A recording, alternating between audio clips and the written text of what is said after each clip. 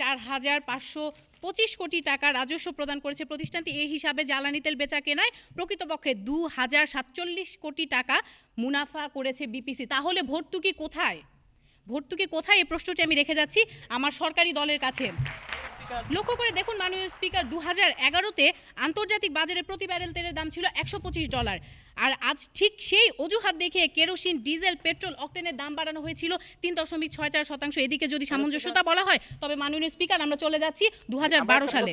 মাননীয় বিরোধী দলীয় উপনেতা আমরা একটা প্রশ্ন নেই যে মাননীয় সংসদ নেতা উনি একটি দেশের উদাহরণ দেখাতে পারবেন কিনা, উন্নয়নশীল একটি রাষ্ট্রের উদাহরণ দেখাতে পারবেন যেখানে সম্পদের মূল্য শূন্য ধরে কোনো পণ্যের দ্রব্যমূল্য নির্ধারণ করা হয়? অবশ্যই। আপনি যদি কিছুক্ষণ আমার ধৈর্য ধরে আমার বক্তব্যটি শুনতেন তাহলে এটা স্পষ্ট হয়ে যেত। এবং সবচেয়ে বড় কথা হচ্ছে যে আমি কিন্তু বলে গিয়েছি সর্বশেষ মুনাফার কথা। আপনারা বলছেন আপনাদের জ্বালানি তেলে মুনাফা হচ্ছেই না, আমি বলে গিয়েছি সর্বশেষ মুনাফার কথা। 2012-তে আন্তর্জাতিক বাজারে তেলের দাম ব্যারেল প্রতি ছিল $90। $90 যখন নেমে আসে তখন আমাদের দেশের চিত্র ছিল সম্পূর্ণই ভিন্ন মাননীয় স্পিকার। আমাদের দেশে তা না কমিয়ে বরং বাড়ানো হয়েছিল 25.68%, আর সিএনজিতে তা ছিল আকাশচুম্বী 70%। এক্ষেত্রেও পরিলক্ষিত হচ্ছে যে সরকারি স্বেচ্ছাচারিতার নতুন এক চিত্র। একে যদি সামঞ্জস্যতা বলা হয়ে থাকে মাননীয় স্পিকার, তাহলে তারা আসলে সামঞ্জস্যতা বলতে কি বোঝাতে চাচ্ছেন তাই আমার বোধগম্য নয়। লক্ষ্য করুন মাননীয় স্পিকার, বিশ্ববাজারে তেলের দাম পড়ে যাওয়ায় গত আগস্ট থেকে 7 দফায় পেট্রোল, 3 দফায় ডিজেলের দাম কমিয়েছে ভারত সরকার। গত নভেম্বরের শুরুতে দেশটিতে পেট্রোলের দাম কমেছে 2.41 রুপি এবং ডিজেলের দাম কমেছে 2.23 রুপি। কিন্তু সেই ভারত সরকারের সাথে তুলনা করলেও মাননীয় স্পিকার আমাদের দেশ তা কমায়নি, এই সরকার তা কমায়নি, বিপিসি তা কমায়নি। এবং এই ক্ষেত্রে অর্থমন্ত্রী তার বক্তব্যে সুস্পষ্টভাবে বলে দিয়েছেন যে তা কমায়নি এবং কমানো হবেও না। একটু প্রশ্ন নাই জি, উনি ভারতের কথা বললেন, কিন্তু 5 অক্টোবর আনন্দবাজারের রিপোর্টে দেখলে আমরা দেখতে পারি মাননীয় স্পিকার এই মুহূর্তে কিন্তু শ্রীলঙ্কা, নেপাল, ভুটান, পাকিস্তান দাম বাড়িয়েছে। আপনি তাহলে কোন দেশের সাথে আমাদের তুলনা করতে চাচ্ছেন? আমরা কি ভারতের মতো শক্তিশালী দেশ, নাকি আমরা নেপাল, ভুটান, পাকিস্তান, শ্রীলঙ্কার মতো কম অর্থনৈতিক শক্তিশালী দেশ? আপনি ভুলে যাচ্ছেন মালয়েশিয়ার কথা। আপনি খুব বলছেন যে আপনি বিদেশের কথা অনেক খবর রাখেন, তাহলে আপনি মালয়েশিয়ার কথা কেন বলছেন না? মালয়েশিয়া হচ্ছে উন্নত দেশ আর আমরা হচ্ছে উন্নয়নশীল দেশ, আপনাকে মনে রাখতে হবে। বাহিরের কথা আপনি যদি ভারতের কথা বলেন তাহলে আপনি কেন মালয়েশিয়ার কথা বলবেন না? মাননীয় স্পিকার, আমরা এবার চলে যাচ্ছি তেল, গ্যাস, বিদ্যুৎ বন্দর রক্ষা কমিটির সদস্য সচিব অধ্যাপক আনু মোহাম্মদ কি বলেছেন সেই ক্ষেত্রে। তিনি বলেছেন জ্বালানি তেলে ভর্তুকির পরিসংখ্যানে কোনো স্বচ্ছতা নেই। তিনি দাবি করেছেন জ্বালানি তেল আমদানি ব্যবহার এসব ক্ষেত্রে সরকারের অনেকটাই অস্বচ্ছ। এমনকি এই বিষয়ে সরকার নিজের অবস্থান স্পষ্ট করছে না। কারণ হিসেবে তিনি উল্লেখ করেছেন সুবিধাভোগী একটি শ্রেণীর স্বার্থে সরকারের প্রশ্নবিতে এবং অস্বচ্ছ অবস্থান। মাননীয় স্পিকার, তারা কি মন গড়া কথা বলে যাচ্ছেন? তিনি বলেছেন ডেইলি স্টারের কথা। আচ্ছা, ডেইলি স্টারের উপসম্পাদকীয়তে 10 নভেম্বর 2014-তে যে প্রতিবেদনটি প্রকাশিত হয়েছিল তা কি আপনাদের দৃষ্টিগোচর হয়ে গিয়েছে? সেক্ষেত্রে আমি বলবো যে এখানে যে প্রতিবেদনটি উল্লেখ করা হয়েছিল তা হচ্ছে পেট্রোমালা শিল্প এবং বাণিজ্যের 30, গৃহস্থালী সংযোগে 122% দাম বাড়ানোর প্রস্তাব করেছে। আমাদের উত্তোলনের 41% রাষ্ট্রীয় বিদ্যুৎ কেন্দ্র, 17% ক্যাপটিভ বিদ্যুৎ কেন্দ্র, 17% শিল্প, 8% গৃহস্থালী এবং 1% অন্যান্য কাজে ব্যয় করা হচ্ছে। এখন সেই বিদ্যুৎ কেন্দ্রগুলোতে সরকার কী ধরনের দুর্নীতি এবং স্বেচ্ছাচারিতা চালাচ্ছে তা তুলে ধরছি। তারা বলে গেছেন কুইক রেন্টালের কথা, আমি সেদিকেই আসছি। রেন্টাল বিদ্যুৎ কেন্দ্রগুলোকে এখন চালায় রাজনৈতিক আনুকূল্য পাওয়া কিছু কোম্পানি, যারা সুবিধার জন্য তাদের চুক্তির মাধ্যমে যথেষ্ট বিদ্যুৎ উৎপন্ন করা না হলেও সরকারের কাছ থেকে হাতিয়ে নিচ্ছে শত শত কোটি টাকা। তথ্য বণিক বার্তা 9 জুলাই 2013 এবং 6 জানুয়ারি 2015, সেখানেও স্পষ্ট হয়ে উঠেছে সরকারের দুর্নীতির চিত্র। মাননীয় স্পিকার, আজ এই মহান সংসদে সর্বশেষে আমি কথাই বলে যেতে চাই যে যে প্রস্তাবটি এই মহান সংসদ উত্থাপন করা হয়েছে তা যেন কোনো মতেই গৃহীত না হয়। ধন্যবাদ মাননীয় স্পিকার, ধন্যবাদ সবাইকে। যেভাবে বিরোধী দলীয় নেতা বলে গেলেন সেই কথা এবং ব্যথা হচ্ছে জনগণের দিকে সরকার দৃষ্টি দিচ্ছে না এবং কারণে মূল্য বৃদ্ধি করছে, সাধারণ মানুষের মধ্যে স্বস্তি নেই এবং সারা পৃথিবীতে তেলের দাম কমছে, বাংলাদেশে বাড়ছে। একই রকমভাবেই তিনিও বোঝানোর চেষ্টা করলো এই প্রস্তাবটি যাতে এই সংসদে গৃহীত না হয়। আমরা শুনবো আমাদের আজকের এই ছায়া সংসদের মাননীয় সদস্য সরকারি দলের সৈয়দ খালিদ মাহমুদের কাছ থেকে এই পর্যায়ে তার বক্তব্য। মাননীয় স্পিকার, বিরোধী দলীয় নেতা তার বক্তব্যের মধ্যে বারবার বলেছেন আমরা নাকি দুর্নীতির চাদরে ঢেকে গেছি। মাননীয় স্পিকার, আমি আপনাদের কথা বলতে চাই, আপনারা কি সরকারের ব্যর্থতা খুঁজছেন না নিজেদের ব্যর্থতা ঢাকছেন সেটা কিন্তু আমরা বোধগম্য নয়। মাননীয় স্পিকার, আমরা যে গ্যাস থেকে যে আয় করেছি মাননীয় স্পিকার, তার 55% খরচ হয়েছে আমাদের রাজস্ব খাতে। মাননীয় স্পিকার, 20% খরচ হয়েছে কোম্পানির প্রফিট মার্জিনে এবং 25% খরচ হয়েছে কিন্তু কোম্পানির কর্মচারীদের বেতন বোনাস দেওয়ার জন্য। মাননীয় স্পিকার, বিশিষ্ট জ্বালানি বিশেষজ্ঞ ডক্টর মতামিম এবং এনার্জি কোয়েস্টের গবেষণাটি যদি আমরা পর্যবেক্ষণ করি তাহলে এক্ষেত্রে আমরা দেখতে পাবো মাননীয় speaker, India, Malaysia, Argentina, Thailand সহ বাকি 10টি নন ওইসিডিভুক্ত দেশ যারা বিগত দিনে গ্যাসের সম্পদ মূল্য শূন্য ধরে গ্যাসের মূল্য নির্ধারণ করত, কিন্তু পরবর্তীতে ওই দেশগুলো আন্তর্জাতিক বাজারের সাথে সামঞ্জস্য করে গ্যাসের মূল্য বৃদ্ধি করেছিল, বিধায় তারা আজকে জ্বালানি খাত এবং অর্থনীতিতে অভূতপূর্ব উন্নয়ন সাধন করেছে। মাননীয় স্পিকার, এবার সাথে বিদ্যুৎ খাতের দিকে আমরা যদি এই মুহূর্তে বিদ্যুতের দাম না বাড়াই তাহলে সরকারকে, পিডিবিকে অতিরিক্ত ভর্তুকি দিতে হবে ৩,৫০০ কোটি টাকা। আমরা চাই না পিডিবিকে ওই অতিরিক্ত অর্থ ভর্তুকি দিতে মাননীয় স্পিকার। আমরা সেই চর হাওর বাওড়ের মানুষের বিদ্যুতের আলোয় আলোকিত করেছি মাননীয় স্পিকার, আর তার জন্য আমরা 40,000 সোলার হোম সিস্টেম থেকে 33 লক্ষ সোলার হোম সিস্টেমে উন্নীত করেছি মাননীয় স্পিকার। মাননীয় স্পিকার, আমরা একটা প্রশ্ন নেই জি। সেটি হচ্ছে মালয়েশিয়া দাম শূন্যর কোঠায় ছিল, তারা পরে বাড়িয়েছে। তো মালয়েশিয়ার যে এখন অর্থনৈতিক অবস্থা, আমরা কি সেই অবস্থানে পৌঁছেছি যে আমরা দাম বাড়াবো? মাননীয় স্পিকার, আপনি লক্ষ্য করে দেখবেন জাতিসংঘ গতকালকে একটা রিপোর্ট প্রকাশ করেছে যে আমাদের দেশের বৈশ্বিক প্রবৃদ্ধি সমগ্র ইন্ডিয়া থেকেও কিন্তু অতিক্রম করে যাচ্ছে এবং আমরা সেই অর্থনীতি উন্নয়নের ধারায় এগিয়ে যাচ্ছে এবং আমরা সেই মালয়েশিয়ার কাছে যাওয়ার জন্য কিন্তু আজকে আমরা এই গ্যাস, বিদ্যুৎ এবং তেলের মূল্য দাম বাড়ানোর কথা বলছি মাননীয় স্পিকার। মাননীয় স্পিকার, আমি সেই আপনার মাধ্যমে বলতে চাই ডক্টর মাহাতি মাহমুদের একটি রিপোর্ট, যে মাননীয় স্পিকার তিনি বলেছেন একজন ব্যবসায়ী লক্ষ লক্ষ লোকের কর্মসংস্থান নিশ্চিত করতে পারে। মাননীয় স্পিকার, আমরা তো সরকারের মূল লক্ষ্য হচ্ছে জনগণের সার্বিক কল্যাণ সাধন করা মাননীয় স্পিকার। মাননীয় স্পিকার, আমরা বলতে চাই আমরা শুধু ব্যবসায়ীদের ভাষা বুঝিনি মাননীয় স্পিকার, আমরাও সেই অগ্রসর জাতি গোষ্ঠীর কথা বুঝিনি মাননীয় স্পিকার। আমরা সেই 26% অনগ্রসর জনগোষ্ঠী যারা এখনও দরিদ্র সীমার নিচে বসবাস করছে তাদের কথাও কিন্তু আমরা ভেবেছি মাননীয় স্পিকার। আজ আমরা এই সংসদে কেন তেল, গ্যাস, বিদ্যুতের দাম বাড়ার কথা বলছি মাননীয় স্পিকার? সেই 26% দরিদ্র জনগোষ্ঠী যাদেরকে এখনও আমরা বিদ্যুৎ এবং জ্বালানি নিরাপত্তার বেষ্টনীর আওতায় নিয়ে আসতে পারিনি মাননীয় স্পিকার, আমরা চাই তাদেরকে জ্বালানি নিরাপত্তার বেষ্টনীর আওতায় আনতে। তার জন্য দরকার এই খাতে নতুন নতুন কর্মপরিকল্পনা, নতুন নতুন পরিকল্পনা বাস্তবায়ন, নতুন নতুন বিদ্যুৎ কেন্দ্র স্থাপন, যার জন্য আর দরকার প্রয়োজনীয় অর্থ। আমরা সেই প্রয়োজনীয় অর্থ সরবরাহের জন্য আজকে এই সংসদে কিন্তু গ্যাসের মূল্য বৃদ্ধি করার প্রস্তাব রেখেছি মাননীয় স্পিকার। মাননীয় স্পিকার,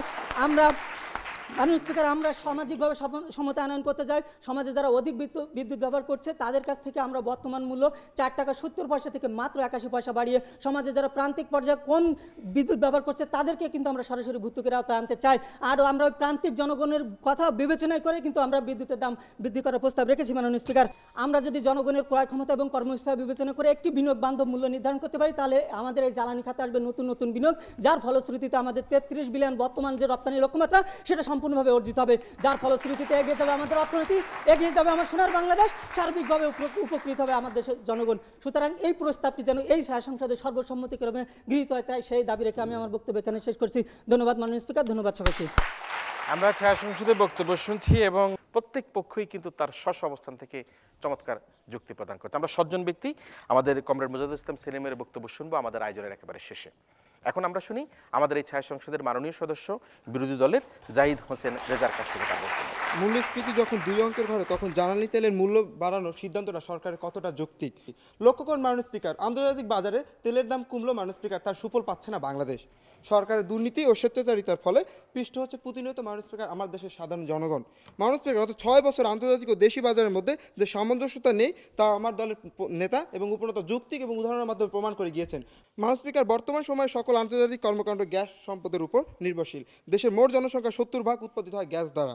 মাননীয় স্পিকার, বিজেপির সাবেক সভাপতি শফিউল আলমের মতে দেশে গ্যাসের দাম বৃদ্ধি হয়। জি, আমাদের 2008 সালে যখন অর্থনীতির মুমূর্ষ অবস্থা তখন কুইক রেন্টাল নামক আইসিইউ ছাড়া এই অর্থনীতিকে কিভাবে বাঁচানো যেত সেটার জবাব উনি দিয়ে যাবেন। মাননীয় স্পিকার, প্রধানমন্ত্রী আমার বক্তব্যের মাধ্যমে তার উত্তরটি পেয়ে যাবেন মাননীয় স্পিকার। মাননীয় স্পিকার, বিজেপির সাবেক সভাপতি শফিউল আলমের মতে দেশের গ্যাসের দাম বৃদ্ধির ফলে চরম হুমকির মুখে দেশের পোশাক শিল্প। তিনি আরও বলেন সরকারের জ্বালানি তেলের ব্যবস্থাপনার মধ্যে রয়েছে অব্যবস্থাপনা। মাননীয় স্পিকার, আমার দেশে যে কয়টি বাহার আমরা এই সমঝোতার কথা বলেছি মাননীয় স্পিকার, তেল, গ্যাসের, বিদ্যুতের ক্ষেত্রে সরকারের দল থেকে কোনোভাবেই মাননীয় স্পিকার এইসব পক্ষটির উপর সারা জায়গায়নি মাননীয় স্পিকার। সরকারের অব্যবস্থাপনা এবং উদাসীনতার ফলে গ্যাস কেন্দ্রিক শিল্প, টেক্সটাইলে খরচ বৃদ্ধি পেয়েছে 7.9% মাননীয় স্পিকার। প্লাস্টিক পণ্যে বৃদ্ধি পেয়েছে 6.1%, এবং রাসায়নিক পণ্যে খরচা বৃদ্ধি পেয়েছে 60% মাননীয় স্পিকার, এবং কাঠ শিল্পে বৃদ্ধি পেয়েছে 46% মাননীয় স্পিকার।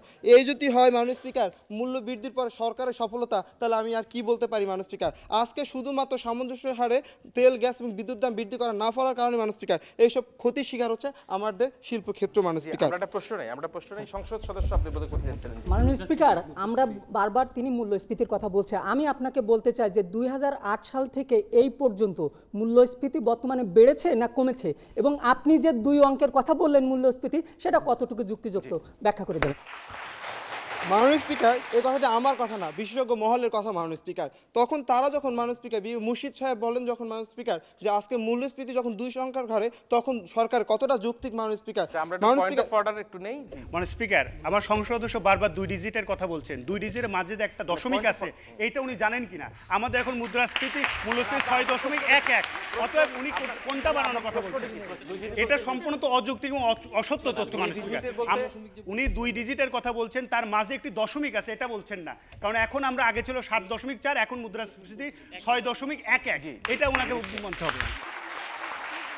মাননীয় স্পিকার, ডিজিটের মধ্যে যদি দশমিক ব্যবহার করা হয় না, এটা মনে হয় প্রধানমন্ত্রী জানা নেই মাননীয় স্পিকার। মাননীয় স্পিকার, এই চিত্র বলে দেয় দাম বৃদ্ধির সামঞ্জস্যতা নেই বললেই চলে। রয়েছে সরকারের উদাসীনতা, স্বেচ্ছাচারিতা এবং দুর্নীতি। আন্তর্জাতিক বাজারে দেশীয় বাজারের সাথে সামঞ্জস্য রাখার ফলে কী ধরনের সুফল পেত বাংলাদেশের নাগরিক, তার একটি চিত্র তুলে ধরছে মাননীয় স্পিকার। লক্ষ্য করুন মাননীয় স্পিকার, তেলের দাম বৃদ্ধির ফলে হুমকির মুখে এসে দাঁড়িয়েছে ফার্নেস অয়েল ভিত্তিক তেল উৎপাদন মাননীয় স্পিকার। 33% ফার্নেস তেল দিয়ে বিদ্যুৎ উৎপাদন করা হচ্ছে। পিডিবির রিপোর্ট অনুসারে মাননীয় স্পিকার, বিশ্ব বাজারের সাথে সামঞ্জস্য করে যদি ফার্নেস অয়েলের দাম 2 টাকা হারে কমানো হতো, তাহলে মাননীয় স্পিকার বছরে 200 কোটি টাকা লাভ করতে পারতাম। তার সুফল ভোগ করতে পারতো মাননীয় স্পিকার সরকার, দেশের জনগণ। কিন্তু আজ সেই সুফল ভোগ করতে পারছে সরকারের স্বেচ্ছাচারিতার ফলে, আজকে তাদের নির্দিষ্ট কিছু এজেন্ডা মাননীয় স্পিকার। মাননীয় স্পিকার, সর্বশেষ মাননীয় স্পিকার, আমরা আমার দলের একমত জ্বালানি বিশেষজ্ঞ ডক্টর মতামিমের ভাষায় বলেছেন, বাংলাদেশের তেলের দাম বিশ্ব বাজারের সাথে সামঞ্জস্য করেই নির্ধারণ করা হয় না, এটি মূলত সরকারি নীতির উপর নির্ভর করে মাননীয় স্পিকার। আজকে যখন মাননীয় স্পিকার সরকার নীতিতেই ভূত রুগিয়ে আছে মাননীয় স্পিকার, তখন তারা কিভাবে আমাদের দেশের অর্থনীতিকে চাঙ্গা করবে মাননীয় স্পিকার, এই সামঞ্জস্য হারের মূল্য বৃদ্ধির মাধ্যমে মাননীয় স্পিকার তেল গ্যাসে। সর্বোপরি মাননীয় স্পিকার বলতে চাই, এই সরকার আন্তর্জাতিক বাজারের সাথে সামঞ্জস্য করে নয়, বরং দুর্নীতি, লুটপাট ও স্বেচ্ছাচারিতা করে মূল্য বৃদ্ধি করেছে, এবং তেল, গ্যাস ও বিদ্যুতের দাম ঠিক একইভাবে বৃদ্ধি করছে মাননীয় স্পিকার। 26 নভেম্বর 2014 মাননীয় স্পিকার যুগান্তরের রিপোর্টে উঠে এসেছে, যেখানে লুট হয়েছে মাননীয় স্পিকার এত ধরনের অর্থনীতি, তখন মাননীয় স্পিকার ফুটে উঠেছে যে চিত্র, আমাদের শিরোনাম হতো দুর্নীতি লুটপাট বন্ধ হলে গ্যাস ও বিদ্যুতের দাম বাড়ানো হবে না মাননীয় স্পিকার। এই চিত্র মাননীয় স্পিকার যদি যুগান্তরের পত্রিকায় না মাননীয় স্পিকার হাজারো পত্রিকায় মাননীয় স্পিকার একইভাবে ফলোআপভাবে প্রচার হয়েছে, তখন মাননীয় স্পিকার সরকার দল কেন নিশ্চুপভাবে ভূমিকা পালন করছে, কেন আমাদের দেশের জনগণ আজকে সুফল ভোগ করতে পারছে না অর্থনীতিতে, সমৃদ্ধিতে, তখন আমার বোধগম্য নয় মাননীয় স্পিকার। মাননীয় স্পিকার, প্রধানমন্ত্রী বললেন যে আমাদের দেশের মতো আর কয়টি দেশ আছে যে উন্নতিশীল দেশ। মাননীয় স্পিকার, মালয়েশিয়া আমাদের দেশের পরেও কিন্তু স্বাধীনতা অর্জন করছে, কিন্তু তারা কিন্তু আজকে সমৃদ্ধ মাননীয় স্পিকার, কারণ তাদের সঠিক ব্যবস্থাপনা রয়েছে তেল, গ্যাস, বিদ্যুতের ক্ষেত্রে। কারণ আমরা জানি যে তেল, গ্যাস, বিদ্যুতের ক্ষেত্রে আমরা উন্নতি করতে পারলে মাননীয় স্পিকার আমাদের দেশের অর্থনীতি জাগবে। তাই মাননীয় স্পিকার, এই মহান সংসদে যাতে এই প্রস্তাবটি গৃহীত না হয়, তার জোর দাবি রাখি মাননীয় স্পিকার। ধন্যবাদ মাননীয় স্পিকার, ধন্যবাদ সবাইকে। কাদের দাবির সপক্ষে যুক্তি বেশি, সেটাই প্রমাণ করবে এই সংসদে আসলে এই প্রস্তাবটি গৃহীত হবে কিনা। সে কারণে যুক্তি খণ্ডন পর্বে আমি আবারও আহ্বান করছি আমাদের আজকের এই প্রতিযোগিতার মাননীয় বিরোধী দলের নেতা সাবরিনা ইয়াসমিন মিলিকে আবারও 2 মিনিট তার বক্তব্য উপস্থাপন করার জন্য। ধন্যবাদ মাননীয় স্পিকার, আজকে আবার আমাকে ফ্লোর প্রদান করার জন্য। মাননীয় স্পিকার, আজকে বিতর্কটি চলে গেছে সেই অজুহাতের খাতে, অর্থাৎ ভর্তুকির খাতে। ভর্তুকি দিচ্ছে, তারা কিভাবে দিচ্ছে, কারা তার সুফল পাচ্ছে, এই প্রসঙ্গে যদি বলি, তাহলে ভর্তুকি সরকার দিচ্ছে সার্বজনীন হারে, যার সুফল পাচ্ছে না তৃণমূল পর্যায় পর্যন্ত, যার জন্য যখন দাম কমানো হয় সরকার পর্যায়ে, দাম কমানো হয় ভোজ্য তেলের বা দাম কমানো হয় জ্বালানি তেলের দাম, তখন তৃণমূল পর্যায়ে সে দাম কমে না, সে দাম শুধুমাত্র ওই ব্যবসায়ীর ঘরের ভেতরে সীমাবদ্ধ থাকে মাননীয় স্পিকার। তাহলে আসলে এই ভর্তুকি আমি কেন দিচ্ছি, আর সে কোন উপকারে আসছে, আর যা উপকারেই আসছে না সে ভর্তুকি আমি দেবো কেন, প্রশ্ন থেকে যায় মাননীয় স্পিকার। মাননীয় স্পিকার, তারা কুইক রেন্টাল পদ্ধতি নিয়ে অনেক কথা বলেছেন। কুইক রেন্টাল পদ্ধতি নিয়ে নাকি আইসিইউ থেকে বাংলাদেশকে বাঁচিয়ে রাখা হয়েছে। তো এই কুইক রেন্টাল পদ্ধতিতে ওনারা আসলে কি করেছেন সেটি দেখি। কুইক রেন্টাল পদ্ধতিতে কাজ করছে, আজকে কাজটা পেতে হলে সরকারি পৃষ্ঠপোষকতা ছাড়া এই কাজটি পাওয়া যাচ্ছে না, কাউকেই দেওয়া হচ্ছে না। আর সরকারি পৃষ্ঠপোষকতায় যারা কাজ করছেন তারা আসলে কি করছেন, তারা যে পরিমাণ বিদ্যুৎ উৎপন্ন করার কথা সেই পরিমাণ উৎপাদন না করে, সেই পরিমাণ কাজে না দেখিয়েও শত শত কোটি টাকা, হাজার হাজার কোটি টাকা এই খাত থেকে মেরে খাচ্ছেন। তাহলে কি এবার গেল কুইক রেন্টাল পদ্ধতি। এবার আসি, তারা বলছেন বিদ্যুৎ নিরাপত্তার কথা। এটি আসলে খুব দুঃখজনক এবং হাস্যকর মনে হবে এই রিপোর্টটি শুনলে। বিদ্যুৎ ও জ্বালানি নিরাপত্তা দিতে গিয়ে যেদিন বিদ্যুৎ সপ্তাহ পালন হচ্ছিল, ঠিক পূর্ব দিনে গাজীপুরের শিল্পাঞ্চলে বিদ্যুৎ ছিল না, শিল্প খাত ব্যাহত হয়েছে মাননীয় স্পিকার। এই হচ্ছে তাদের অবস্থা মাননীয় স্পিকার। এবার আছি ব্যবসায়ীদের নিয়ে। ব্যবসায়ীদের যে অবস্থা সেটি কিন্তু আমার দলের তৃতীয় নেতা তুলে ধরেছেন, যে প্লাস্টিক খাতে থেকে শুরু করে, শিল্প খাত থেকে শুরু করে, দোকানের দোকানদারি থেকে শুরু করে প্রতিটা খাতে সবাই আজকে নাবিশ্বাস ফেলছে এবং দৃঢ় কণ্ঠে বলছে যে আপনারা এই ধরনের জোর জুলুম বন্ধ করেন। কারণ হচ্ছে এই জোর জুলুম দিয়ে বেশি দিন চলবে না, এবং কোনো ক্ষেত্রে যদি তারা সামঞ্জস্যতা রাখতো তাহলে ভর্তুকির একটি সঠিক স্বচ্ছ রিপোর্ট আমরা দেখতে পেতাম এই জনগণের সামনে। যদি তারা পত্রিকা পড়েন, যদি তারা অনলাইন মিডিয়ায় থাকেন, যদি তারা ডেইলি স্টার পড়েন, বণিক বার্তা পড়েন, জাতীয় প্রথম আলো পড়েন, তাহলে সেখানে প্রতিদিন একটি চিত্র ফুটে ওঠে। সেটি হচ্ছে তারা ভর্তুকি ভর্তুকি বলে যে চিৎকার করছে, সেখানে রয়েছে শুধুমাত্র একটা অস্বচ্ছ রিপোর্টের ফলাফল। এবং যেই সব খাতে তাদেরকে দেখানো হচ্ছে যে না আপনারা গ্যাস খাতে লাভবান আছেন, তাহলে কেন আপনারা ভর্তুকি দিয়ে দেওয়ার কথা বলছেন, তখন তারা বলছে যে আসলে এই খাতে লাভবান হলেও বিদ্যুৎ খাতে আমাদের এককাল লস হয়েছিল তাই আমরা দিচ্ছি। কিন্তু কত যে লস হয়েছিল সেটি আসলে জনগণ জানতে পারেনি মাননীয় স্পিকার।